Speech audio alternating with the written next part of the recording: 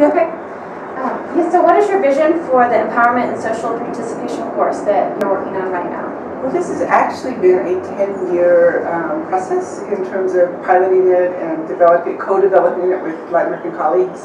In '99 we started it, and it's had several pilots. The big pilot was in 2005 at the University of Sao Paulo, and from then there has been several courses given in Mexico and Uruguay and Colombia and Brazil and Paraguay.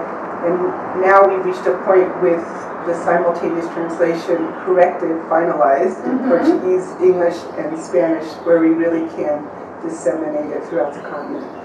So the goal is to have it up in as many opportunities as possible. So with in the PAHO Virtual University website, the consortium, Inter-American Consortium of Health Promotion Universities and Centers, to put it up on that website, and that for collaborating centers to have links to it.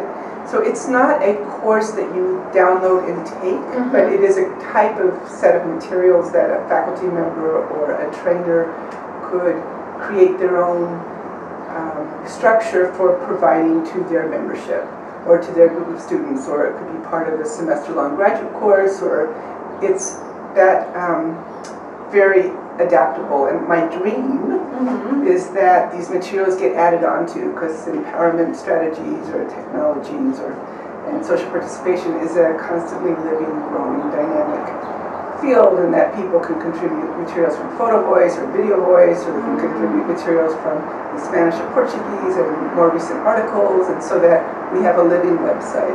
So that's a dream. The other dream is that we create nuclei of training centers, so that there will be people from throughout the continent who could train others. So train-the-trainer model, which is, we're already planning one for kind of the Mexican, Caribbean, Northern Andean region, maybe one in Brazil, maybe the Southern Cone, where people apply to be able to take the train-the-trainer course. And through that application, they commit to then being able to incorporate this into the university courses, or incorporate this into their training of ONGs, what do we call them, NGOs, that they get incorporated into NGO training. So there's all kinds of strategies. There's a group in Nicaragua who wants to do a foundation funded with community members, so they would be the trainers. And so that's the dream, is to train groups of trainers from around the continent. And you mentioned that Brazil is one of your main partners, and you mentioned a few others. Who are some of the other, what are some of the other countries that are already wanting to adapt? Well, I think where the trainings have taken place, we have major people who have been colleagues from Brazil, from Colombia, Marta Lucia Gutierrez, Rosa Dominguez from Brazil, and Claudia Bowles, Mario Solero Gonzalez from Uruguay, others, an emerging group in Mexico from the National Institute of Public Health, who have expressed interest in being trainers. We have people from Cuba who said they want to be trained.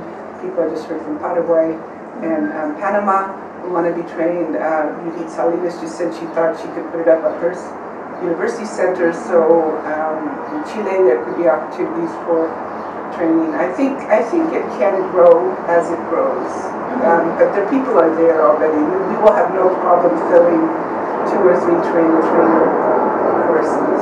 But I can't come and do the courses anymore. I mean, I get invited a lot, so I have to choose. Another thing you mentioned today was about your work with the elderly, and I was curious if you could tell us a little bit about that. Well, I actually mostly work in Native American communities, and within those communities, a lot of the focus is in supporting the wisdom of the elders in trying to transmit that cultural wisdom to young people. And so I do a lot of my own personal research with family health issues, with working with kids and the parents and elders. So I don't work only with elders or elderly. I work with the elders of tribal communities, mostly around supporting them to be involved in family prevention programs, and often with the goal of returning to healthier ways of living, and to provide protective cultural factors for some of the challenges that are coming in through lots of reasons. And you talked about the positive results from the Healthy Native Community Fellowship, which we're bonding, bridging, and linking amongst others. And out of the results, what have you been the most pleased with or surprised you, or some commentary on that? Well, this is a fellowship, and maybe you could put up just the website. It is in the presentation, and people could go to the website and look at it. It's got a whole curriculum and a whole kind of underlying philosophy that's to train teams of people from within tribes chosen by their own communities to then become the core wellness teams in those communities.